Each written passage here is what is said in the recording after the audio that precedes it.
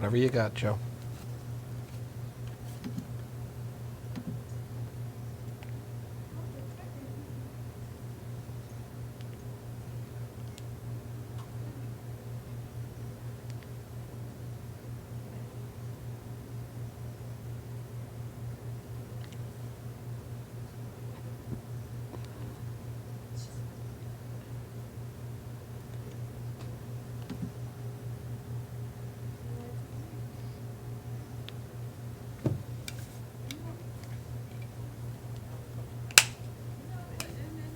Authoritative click. Are we on?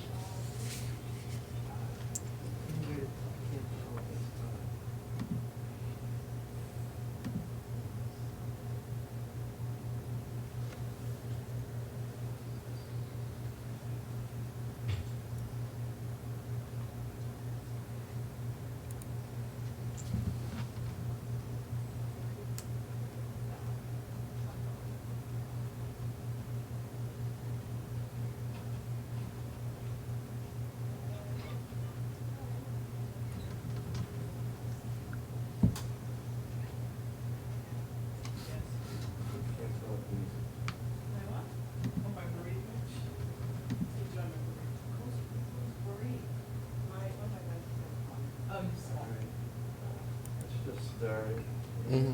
5, 4, 3, 2,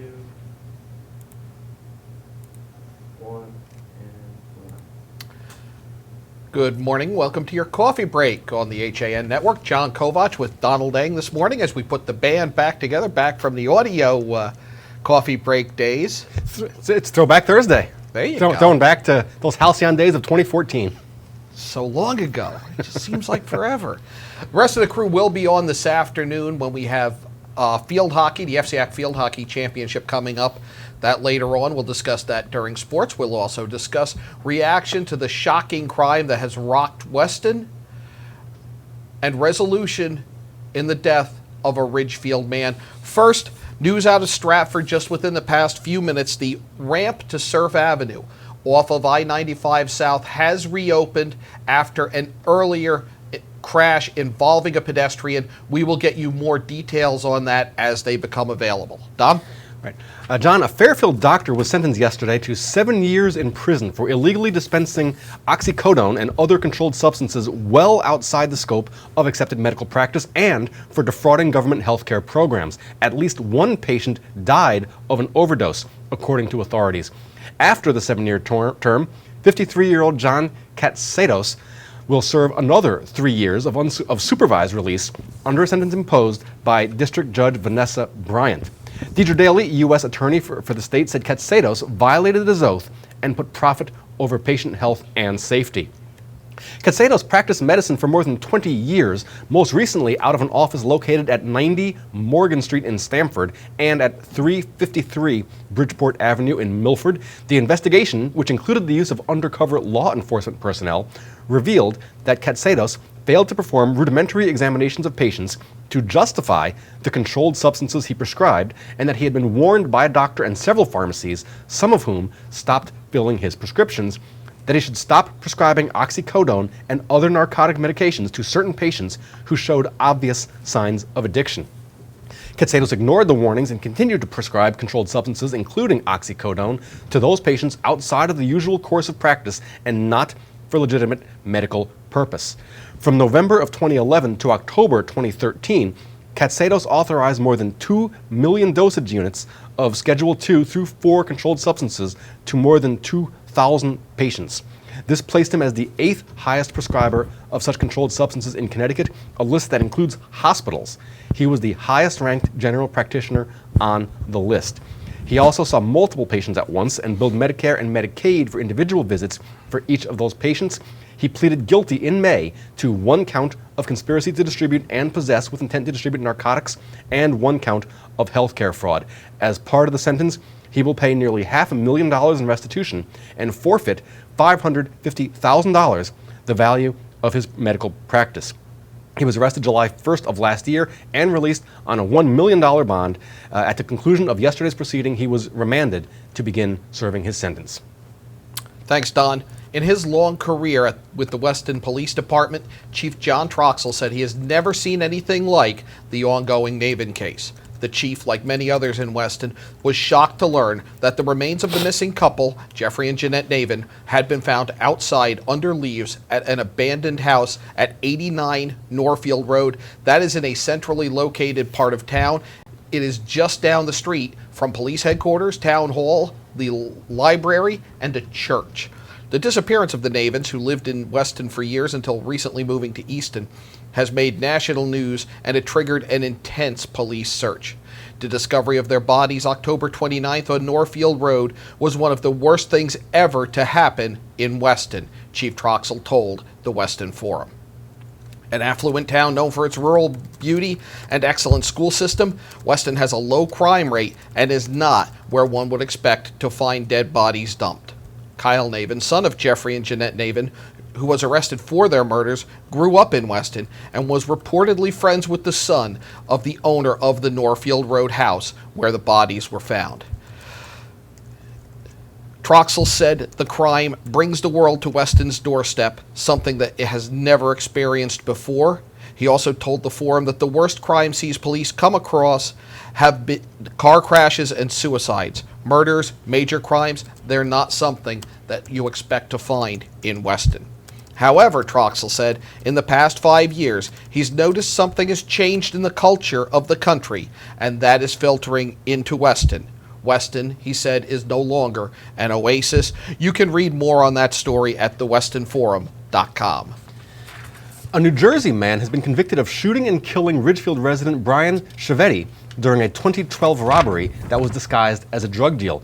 24-year-old Ernest Williams Jr. was found guilty Monday in a Newark, New Jersey courthouse of felony murder, aggravated manslaughter, robbery, unlawful possession of a weapon, possession of a deadly weapon for unlawful purpose, and conspiracy to violate the narcotics laws of New Jersey. Savetti's mother, Diane, told the Ridgefield Press late Wednesday afternoon that the family feels Brian has been vindicated and that justice has been served. She also thanked the town of Ridgefield for its support.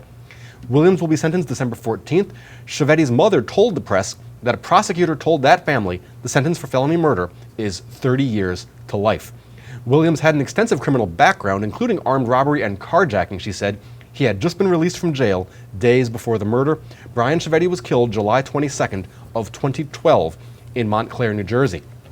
With the guilty verdict, the jury rejected claims made by Williams that Savetti, who was then 21 years old, produced the handgun and that Williams was acting in self-defense. According to NJ.com, Williams claimed Savetti was killed when the two men wrestled over the weapon and the gun went off. The incident occurred after Savetti and his friend Connor Gore made the roughly 90-minute drive from Ridgefield to purchase oxycodone pills from Williams. Williams ultimately led Savetti into a building where he said the drugs were located, and Gore said he then heard 2 gunshots. After calling Savetti's cell phone and getting no answer, Gore said he drove off, then called 911, and the operator indicated police were already responding to the scene. Gore said he ultimately called his parents, and they picked him up in a parking lot at Montclair State University. Thanks, Don. The disposition hearing of former Wilton 7th grade teacher Dr. Timothy TJ Leonard has again been continued. That is now scheduled for today. It was originally set for October 20th, then continued to November 3rd. The hearing will be in Bridgeport. Leonard has been charged with risk of injury to a child and 4th-degree sexual assault after being arrested the evening of February 10th when Trumbull police found him with a 14-year-old boy in a Jeep Cherokee in a parking lot on Quarry Road. Before being statutorily sealed in September, Leonard's court files listed not guilty pleas on charges of risk of injury to a child, a Class C felony, and 4th-degree sexual assault, a Class A misdemeanor. Leonard is represented by an attorney from Maya Murphy PC, which has an office in Westport. In a similar but unrelated story that we just got this update on minutes ago, Hearst, Connecticut reporting that a Stamford elementary school teacher has pleaded not guilty this morning to having a 3-year sexual affair with a 15-year-old boy in Stratford. Michelle Solzicki, 28 years old, entered pleas of not guilty to 1st-degree sexual assault, 2nd-degree sexual assault, illegal sexual contact with a minor, and risk of injury to a minor. Hearst, Connecticut reporting that she has opted for a jury trial. The case has been continued to December 13th. Solzicki was fired from her job as a special education teacher at Chapel Street School in Stratford after her arrest for an alleged 3-year affair with a student that began when he was 12 and has continued until he was 15. Police sources told Hearst, Connecticut, it is likely the boy is the father of her 5-month-old daughter. Don, how about a check of the weather? Okay, well, we've got unseasonably warm weather through today and tomorrow. It's going to cool off for Saturday, but still be a little bit above normal temperatures. For today, chance of rain, mainly after 4 p.m. Otherwise, mostly cloudy with a high in the mid-60s. Call it 63. About a 30% chance of precipitation. Tonight, chance of rain continues till about 8 o'clock, and possibly some fog after 8. Otherwise, mostly cloudy, only down to about 60. So it's not going to cool off too much when the sun goes down. Tomorrow, slight chance of rain before 9. Then chance of showers after 1 o'clock. Also some fog before 8 a.m. Otherwise, mostly cloudy with a high right around 70 degrees. And for tomorrow night, scattered showers through the night. Mostly cloudy with a low around 56. Saturday is looking partly sunny and 61. And a sunny Sunday. But temperatures only about 50 degrees, so we do get some fall weather as we head into the latter part of the weekend. Right now, it is foggy and a bit misty outside our Shelton studio. Call it 60 degrees. Don, this literally just coming in from Stratford Police. Stratford Police are investigating an accident on Surf Avenue near Stagg Street. That is near the Surf Avenue exit. The exit has been reopened according to the State Department of Transportation, but Stratford Police within the past minute reporting that the road in that area will remain closed until further notice, and they promise more details as they investigate this crash early this morning that in the area of Surf Avenue and Stagg Street. We are going to step out now. When we come back, we're going to look back in history with Don, and we're going to talk about sports after a big day of championships. You're watching Coffee Break on the HAN Network. When you experience a sports injury, you want to get better and fast. Coastal Ortho Express gives you direct access to orthopedic care quickly. Their physicians are fellowship trained in sports medicine at world-class universities and are also team doctors for area football teams. For specialized personal care of sports injuries, go to Coastal Ortho Express. Open Monday through Saturday in the iPark Building, 761 Main Avenue in Norwalk, or coastalorthoexpress.com. Coastal Orthopedics, keeping you on the move. Darien Sport Shop is a unique store because it's a family store.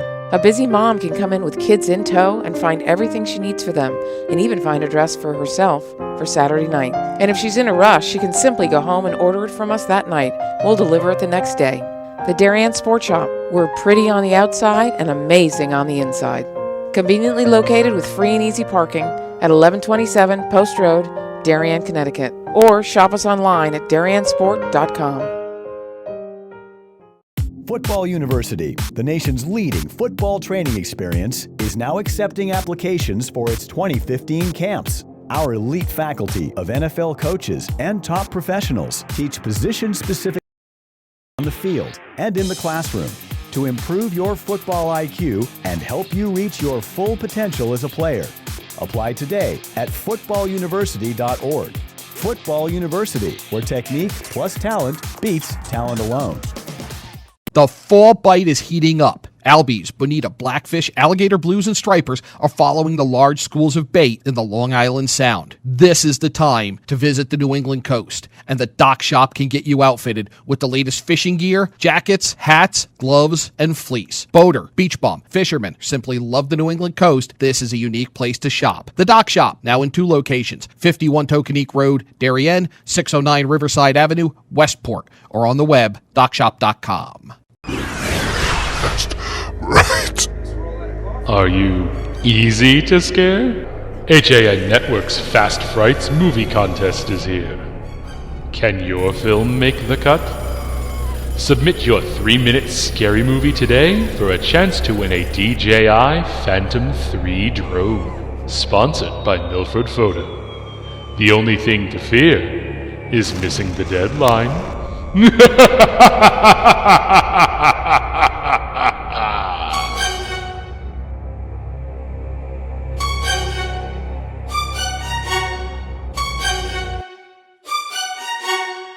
You are watching the HAN Network, and you're not alone. 102,000 viewers have enjoyed the HAN Network in just the last 6 weeks. Advertise on the network that reaches Fairfield County, Connecticut's most engaged audience. Contact Jessica Murrin, Advertising Director, at 203-273-7312 or email jessica@han.network. Your coffee break on the Franklin HAN Delano Network. John Roosevelt is Kovac again with elected President of the Donald United Lang. States Time of for our America daily look over his back in Republican history. opponent Wendell Willkie after a keenly... A sneak peek there. Yeah, a little, I guess Franklin Delano Roosevelt's part of it. Hey. Ixnay on FDR. Spoiler warning. We start in 1605. The gunpowder plot attempted by Guy Fawkes fails when he was captured before he could blow up the English Parliament building. That's a great painting. Guy Fawkes Day, celebrated every November 5th in Britain to celebrate the failure of Fawkes to blow up all the members of Parliament and King James I. 1872, women's suffrage in the United States. In defiance of the law, Susan B. Anthony votes and is later fined $100, which she actually never paid. 1935, the game Monopoly, introduced by the Parker Brothers Company. Interesting bit of history in this historical segment. In 1941, the British Secret Intelligence Service had special editions made and put into care packages for World War II prisoners being held by the Nazis. Hidden inside these games were maps, compasses, real money, and other objects that would be useful for escape. They were distributed to prisoners by British Secret Service created fake charities. Tiny shoes and tiny Scottish Terriers are of use to prisoners? I don't know that would be of use, but you know, the actual currency would that might help. 2003, Green River killer Gary Ridgway pleads guilty to 48 counts of murder. He would later confess to nearly twice that number. And finally, 1940, there was this. Important epoch-making election. Cathay Gazette brings you flashbacks to the year 1932, when in his first presidential address, he uttered these prophetic words. I shall ask the Congress for the one remaining instrument to meet the crisis. Broad executive power to wage a war against the emergency as great as the power that would be given to me if we were in fact invaded by a foreign foe. Then in 1936, he again won the country with another sweeping victory, polling the biggest vote in American history. This kept Roosevelt as head of the state for a further 4 years. A striking feature in this momentous 1940 election was the fact that the chief plank of both candidates was aid for Britain. We may be assured that supplies of war material from America will come in ever-increasing quantities. Tanks, guns, warships, planes guaranteed for Britain under the guiding friendly hand of Franklin Delano Roosevelt. I will, with God's help, continue to serve with the best of... That was Franklin Delano Roosevelt on this day, 1940, elected to an unprecedented third term. You heard him describe fighting the Great Depression as if the country was being invaded, asking Congress for broad powers, the broad executive powers he requested, and his willingness to run for a third and later a fourth term. Part of the reason why there was also fierce opposition to it from the other side of the aisle. But that is your look back in history, and I am Donald Ling. Thank you, Don. Let's take a look at sports, and I'll lead things off with Fairfield Ludlow defending its FCAC Boys Soccer Championship, a 2-1 victory over the Blue Wave of Darien last night, a game you saw here on the HAN Network.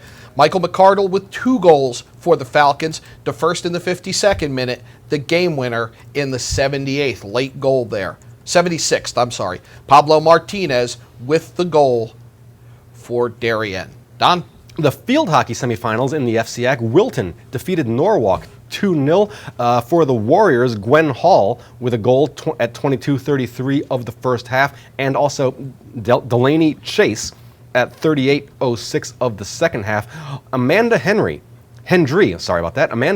with 6 saves for the shutout. Samantha Truddy with 13 saves in the losing effort for Norwalk. Also, the other semifinal in the FCAC field hockey, Darien 2, New Canaan 1.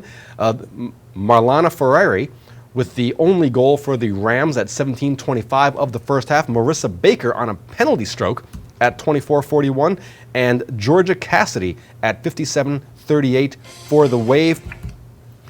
For New Canaan, Emily Conley, 4 saves in goal. Kayla Morrill had 2 saves for the Wave. You can catch the field hockey final today from Brian McMahon High School at championships.han.network. Also last night in the FCAC, Ridgefield blanks St. Joe's 2-0 to win the FCAC Girls Soccer Championship. Goalie Julia Middlebrook, MVP of the game, Catherine Jaminski, and Grace Franklin with the goals for the Tigers. And finally, it's out of the Southern Connecticut Conference. It was Championship Wednesday yesterday. 4 championship games in the SCC. Boys soccer, Shelton defeats West Haven 3-2 to win their first ever title. Girls soccer, Shelton again defeats Laurelton Hall 2-2 via penalty kicks, 3-1 in penalty kicks. In girls swimming, Cheshire wins its 4th straight title and 21st in the last 22 years. Congratulations to the Rams. And finally, in field hockey, Laurelton Hall defeats Daniel Hand 2-1. That is their first league championship for the Crusaders. We are waiting, Don, keeping on sports. There's a press conference going on as we speak in New Britain. The name of the New Britain franchise in the Atlantic League. It will join the Bridgeport Bluefish there. Will replace the Rock Cats, who will become the Hartford Yard Goats. And I'm a little disappointed and I'm a little upset. Just a little?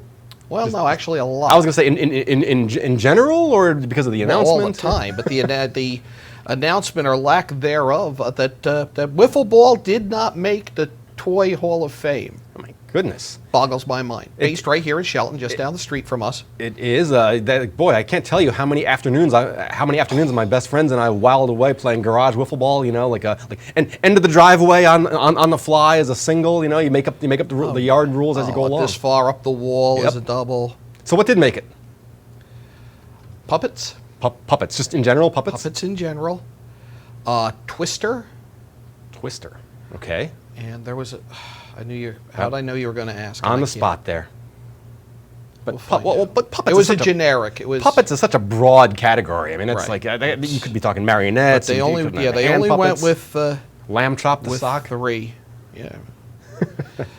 Right. We got to start the campaign early next year. Wiffle ball belongs in the Hall of Fame. I think we need to campaign that a little harder. We do need that. Yes, we do. Before we go to break here, just want to acknowledge, if you tuned in Coffee Break early on Wednesday, you might have heard some office banter as we prepared for the show. Our mics were accidentally left live, and we apologize for that. On that note, we're going to take a break. When we come back, we're going to take a look at this week's newspapers, which hit mailboxes and newsstands today. John Kovach with Donald Eng on your Coffee Break on the HAN Network.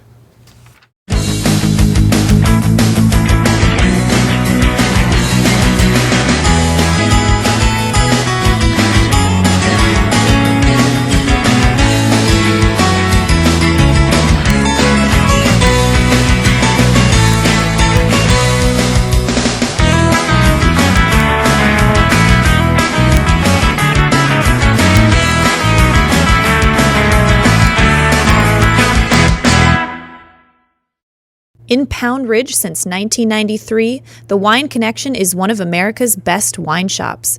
Visit our beautiful store for the greatest in wine and knowledgeable service. With wonderful values from around the world to collectibles for your cellar, we are your one-stop source. Visit our online shop at wineconn.com and make sure to sign up for email updates. With great offers, new arrivals, and special events, don't miss all the action at The Wine Connection, including tastings every weekend. The Wine Connection, located at 32 Westchester Avenue, Pound Ridge, New York. It's time to come back to hometown banking, where people are taken into account, not just balances. Where community comes first. A place where there's more than one kind of interest. Where automation will never replace consideration. Where they not only know your name, they know your dog's name too. It's time to expect more. It's time to bank well. Bank smart. Bank local. Bank well. Back to school means back to busy, and Stewarts Market can save you precious time by stocking all of your favorite essentials under one roof. For a healthy start to school, we have all the ingredients. Walter Stewart's, your family-owned fresh local market, 229 Elm Street and at stewartsmarket.com. Tired of all the bull? Relax and enjoy the experience of buying a car at Panby Chrysler Jeep Dodge and Ram. No bull allowed. Healthy, confident smiles begin at Stratford Orthodontics. Conveniently located on Main Street, we are Stratford's hometown orthodontist. We offer the latest in orthodontic technology, including Damon braces and Invisalign. We always accept new patients. Call today to schedule a complimentary consultation. 203-375-8332. Stratford Orthodontics, 2499 Main Street, Stratford. 203-375-8332. And online at stratfordsmile.com. Your coffee break on the HAN Network. John Kovach with Donald Eng. It's Thursday, Don. That means that our newspapers are hitting newsstands and mailboxes throughout Fairfield County. What's on the front pages? Well, in a word, elections. In 2 words, election coverage. All the towns with their municipal elections this week. I'm just looking first at New Canaan because First Selectman Malazzi romps to re-election, winning. Rob Malazzi defeated his petitioning candidate 2,841 votes to 276. So a big win there for Malazzi. And my favorite part of the paper is they have above, just underneath the masthead, they have their quote of the week from whoever said something that was interesting. And of course, their quote of the week this week was from Michael Nowacki, who lost to Malazzi in the election, and it was simply no comment. So that right below the masthead in the New Canaan Advertiser. Greg Riley, that's brilliant. That was great. That Great story there brilliant. by Greg Riley. You can read more about that, ncadvertiser.com. Thanks, Don. In Stratford, huge election news there where Democrats won big, wrested control of the town council from the Republican majority, and the proposed sale of the water treatment plant overturned at a referendum. They needed about 3,200 signatures to force the referendum, Don. They got 6,000. The town wasn't going to accept them. They were forced by a court to do so. It goes to referendum, and a no vote, more than 7,800 to 2,473 in favor of the sale. Overwhelming defeat there. And demolition has begun at Contract Plating. That is by the Walmart Longbrook Park area where they did some Raybestos remediation years ago, resulting in that Home Depot Walmart ShopRite complex. So more attempts to clean up some of the industrial waste sites in Stratford. In Ridgefield, the Democrats are celebrating after they swept most of the municipal offices, including First Selectman. You can read all about that at theridgefieldpress.com. Great story by Mac Reed. Also, it's just at the there was a feature about the preponderance of acorns all over the place. Any of you have noticed that, like when you drive down the road, it sounds like you're being shot at because you're driving over acorns nonstop. And Tony Spinelli with a great story explaining why this is, and I just loved the headline, "Is this nuts? Acorns abound." I gotta read that now. I gotta read that. So that the Ridgefield Press this week. I'm going to interrupt this just for a second here, Don. Darien police have just announced the arrest of a suspect in August overnight car burglary. So watch DarienTimes.com for updates on that, and it will be the New Britain bees, as in the insect. Yeah, I'm not. It's not terrible. I was a proponent of hammers. Hammers, yeah. Given the tool making. Yeah, exactly. The tools. and you can pay tribute to Hank Aaron and a number of things you could do there. But it will be the New Britain Bees. We'll visit the Bridgeport Bluefish and the Alliteration Festival sometime next summer. Getting back to today's newspapers, the Trumbull Times reporting the victory by Republican Tim Herbst, winning another term, 352 votes. Tight election, but holding on to the seat. A lot of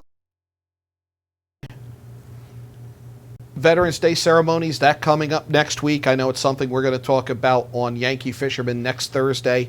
And a lot of them talking about the involvement of students in the observance of Veterans Day. Right. I think that was a few years ago. A student won an essay contest. That I believe Bill Finch was involved in that. There was an essay contest. He has an annual essay contest where students are allowed to write in and express their views on various issues or make proposals or things like that. And a student who I can only assume had to evade a bat-wielding mob afterwards, wrote in and said that wouldn't it be great if rather than having Veterans Day off, the kids go to school and hear from veterans about their experiences. And Finch thought that was a good idea, and it actually passed through the legislature. So it is really important for the students to get the firsthand accounts from people that have from the people that have experienced it, because unfortunately I remember when they still had World War I veterans at parades and stuff, and now they don't. And the World War II veterans, we're losing them. So while we still can, we need to get the students to hear firsthand about some of these veterans and what they've been through. Taking a look at the Shelton Herald, get back to the news, and Teacher of the Year award coming back. Water shortages in Shelton. That's interesting. Given that it's been wet, it's it was such a wet winter, and then it's gotten so dry. 13th term for Mayor Mark Loretti, who holds on to Town Hall in Shelton, and the arrest that we brought you on Coffee Break the other day of a 17-year-old referencing using a gun that he did not have.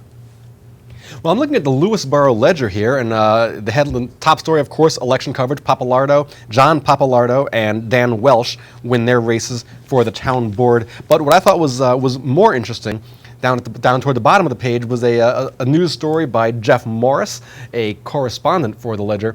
A marijuana lecture causes controversy. Though legalization of both medical and recreational marijuana has been gaining ground across the country, it's still a topic subject to serious debate, as the Katona-Lewisboro Board of Ed discovered at its October 29th meeting. The district co-sponsored a presentation called Reefer Sanity, along with the Bedford Central School District. So the lecture, Reefer Sanity, causes people to get a little bit bent out of shape in Lewisboro. Taking a look at your paper, the Monroe Courier, very dramatic shot of this inferno on Turkey Roost Road. They still don't have a cause on that? No cause on that. They're probably not going to. They said they were able to determine that the fire started in the front sort of back portion of the left back portion of the garage, but no cause yet. Luckily, it was a detached garage, and the family had already gone to work and school. But a very dramatic photo there. A fourth term for Republican First Selectman Steve Vavrek in Monroe. Another Veterans Day, and this again involving teachers and students. Interesting story there. And the return of Jesus. Jesus did return in Monroe. Yeah, a 4-foot statue was taken from in front of a religious gift shop, and after 4 days, it was returned better than ever. Apparently, what they call the good thief repaired some cracks and chips, repainted the whole statue, and then put it back. So. Yeah, they couldn't have done it in 3 days? Apparently not. Just for the significance. Just for the significance of what? The rebirth? Mm-hmm. Yeah. I hadn't thought of that. What do you got over there? Well, I have the Western Get us Forum. out of this. The Western Forum, again, with election coverage. Nina Daniel winning the first selectman's seat, and a big night for the Republicans. Also, Weston, as you might expect, went very heavy with the Jeffrey and Jeanette Navin story. That story continues to evolve, and you can read much more on that at thewestonforum.com. I think there was a main news story, there was a timeline of events, there was local reactions. Yeah, there's a lot of coverage. A lot of coverage by Patty Gay and the staff at the Weston Forum, and you can read it at thewestonforum.com. Ben Blake wins a third term as mayor of Milford. The Milford Mirror reports also more parking coming downtown.